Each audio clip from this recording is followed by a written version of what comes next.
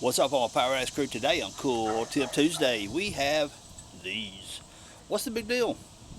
Well, there's a lot of big deal to them, to be honest with you. They cut absolutely awesome. They last for a very long time, which in turn will save you money in both buying, not buying these, and doctor bills. And there's a reason why. These are made of metal. These are not. Now, have you seen all the pictures of the internet, stuff like that, that these death wheels will explode when you're trying to cut? Next thing you know, you got a piece stuck in your face, stuff like that. But you should always be wearing your eye protection. And yes, these are just really cool looking safety glasses. Because I work outside a lot, so you got to block the sun off while you work. So these are safety glasses. So, these death wheels, they blow up, they'll stick in your hand. Tell you what, look right there. Prime example right there. These do not blow up. They still will kick back on you a little bit, so you really got to have a good grip on your tool that you're using them on. Like right now, I'm running this. You can see the letter is completely worn off that one. I have this right here. I'm on about, I don't know how many cuts, but I've had this particular blade right here for well over a year, and it has run a lot of metal, and it still cuts sheet metal just fine. So we'll demonstrate that here in a minute with the wore out blade, how well it still cuts. We'll step up to 3/16, see how well it cuts on that. I just want to prove to you guys that that blade right there is freaking awesome. I'll pop up a link. I'll drop a link down below in the description where you guys can pick one up. And you can also, I get these at Lowe's, and they're like either $14 or $17 a piece. But to be honest with you, 14 to 17 bucks for that right there versus what you pay for these death wheels. And I used one of these just yesterday for a little bit on some thin metal, and I actually wiped that whole diameter out within, it was less than 5 minutes. It chewed it up in less than 5 minutes. And I've got over a year on this one. Can you see the money savings already?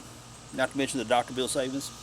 Enough of the gabbing, let's see the demonstration. Alright, let's do this. Now, being the Project Rust bucket, I've cut the cab into almost like the same length as a CG8 Scrambler. I'm having to shorten my sides here. And so to get a bunch of metal out of the way so I can get in here and detail my cut, I'm going to cut right down through here and get rid of all this SX metal so I can really work with what I need. I'm kind of hard on my gloves, see right there? When I'm stick welding, I lay the rod right across that, it ends up melting my glove a lot. So anyway, there's that. Put my glasses on.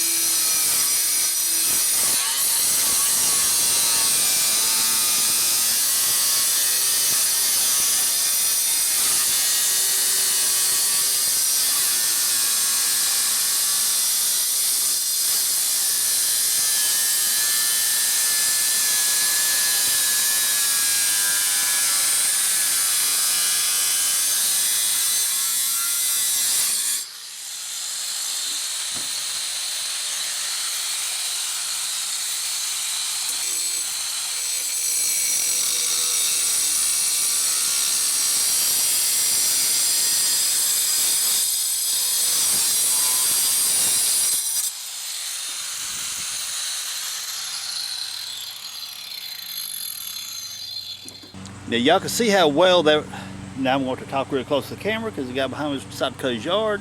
So, that blade right there, as I mentioned earlier, is probably close to a year old or older, and I have went through, I've cut lots of sheet metal with it.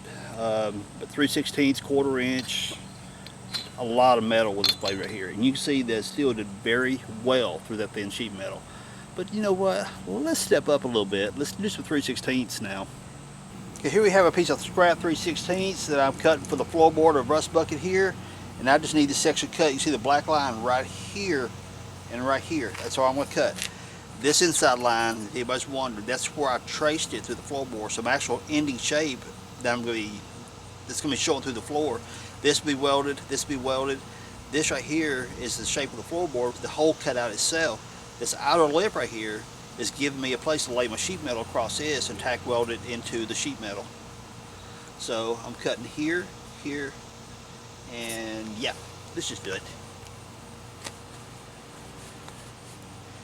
Put on the glasses. Hand protect. Dude, these gloves are shot. They're coming apart on the inside.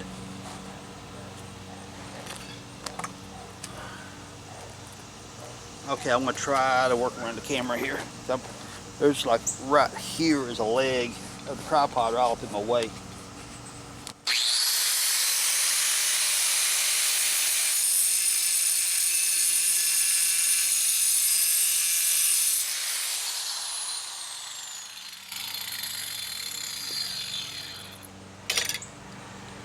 Okay, I'm about to have clamp issues, so I need to get a different clamp. This ain't gonna fly.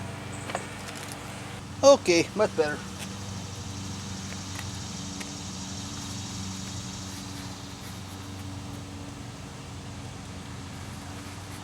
Get all safety geared up. Alright, let's do some cutting.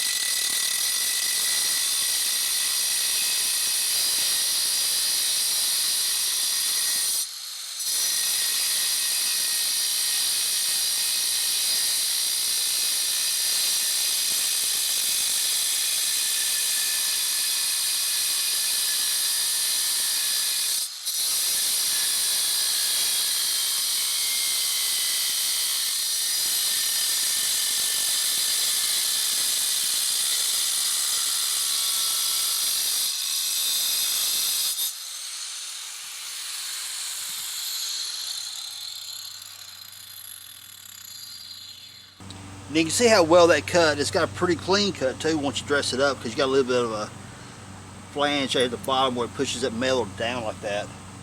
So not a bad cut. It cuts relatively easy, but like I said, that is an old blade, and I wanted to use an old blade to demonstrate to you guys that even after a year you can still get the job done. Now really, I would also fire up my plasma cutter, go slice and call it a day and grind down what I need. Let's give you guys a little bit of pointers and stuff by using these. What you really want to do is, you've seen how it kicked back on me a couple times. I'm not going to edit any of that out. Now I'm not going to edit any, it's like where it kicked back and all stuff like that, obviously, because you've already seen it.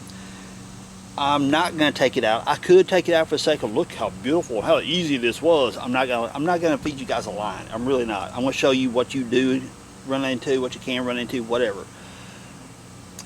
To make it as safe as possible when using these blades, what you want to do is come right across that line right there, score it. Score it means stay right on top of it and keep slightly cutting deeper and deeper and deeper until the metal, you can actually get one point where you can fold the metal down and break it over because you've done scored a line into it.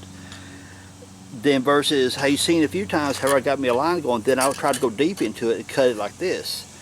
Wow, you've seen how it would snatch, kick back on me, okay? Whenever you try to run the deep cuts like that, and that happens even with these blades here, but the difference of these blades right here, they'll blow up on you, and next thing you know, you got this fibrous shrapnel flying up in your face and your hands and stuff. So this kick back, you've seen it was safe. If that kick back, you got shrapnel coming at you. See the safety difference. So cut into these things right here. You want to take and just draw Have your grinder run your tool, and just keep coming across. That is the safest way to do it. Does it take a little bit more time? Even with a new blade, yes, it takes a little bit more time, but it's the safest way of doing it.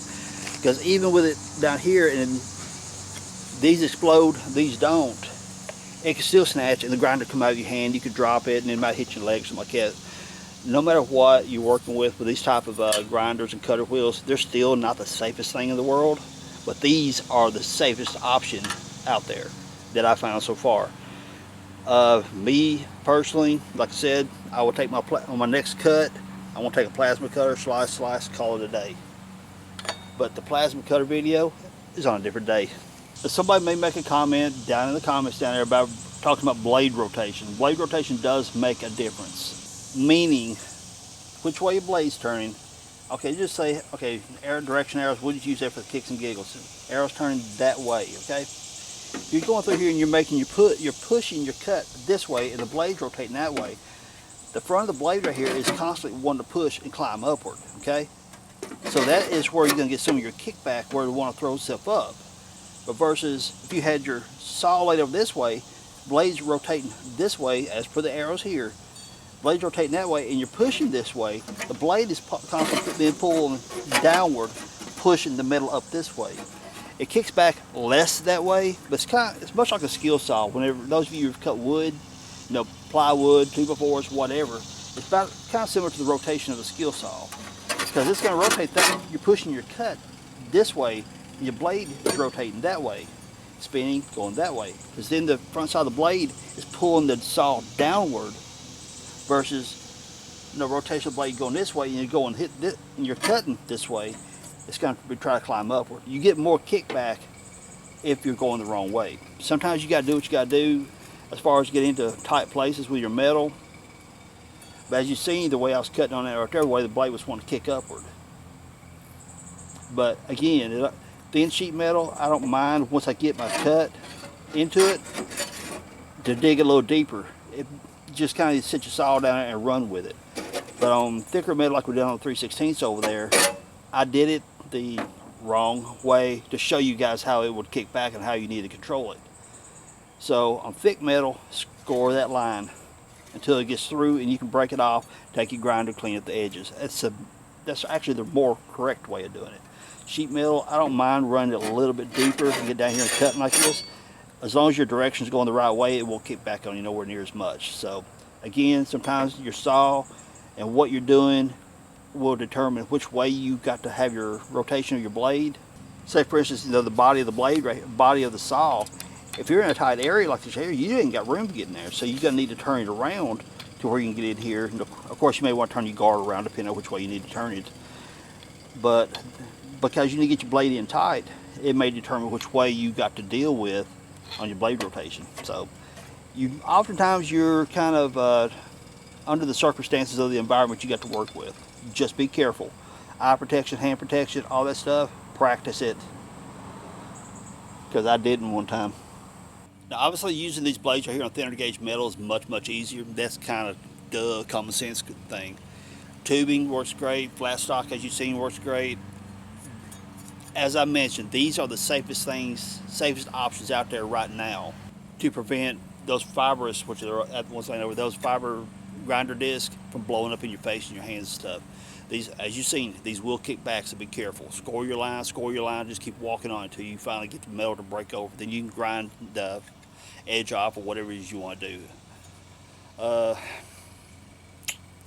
Again, I think at Lowe's I'm paying $14 or $17, but I'll link it up in the description down in the comments down below. Not the comments, but the description thing down below where you guys can check these out. So I mentioned the plasma cutter being a video for a later day. If you like that, tell me down in the comments what you would like to see in the plasma cutter and what else you would like to see. If you've got a random tool that you can think of, heck, if I got to go down the road here and get a loaner tool to show you guys how to use it, I'll do that. So tell me down in the comments what you'd like to check out. So on Cool Tuesday, we'll be doing tools, all kinds of cool tricks. All right. So everyone, if you appreciate this video, if you like this video, thumbs up, subscribe if you haven't, leave some cool comments down below. Appreciate you hanging out with me. Peace out. Later, y'all.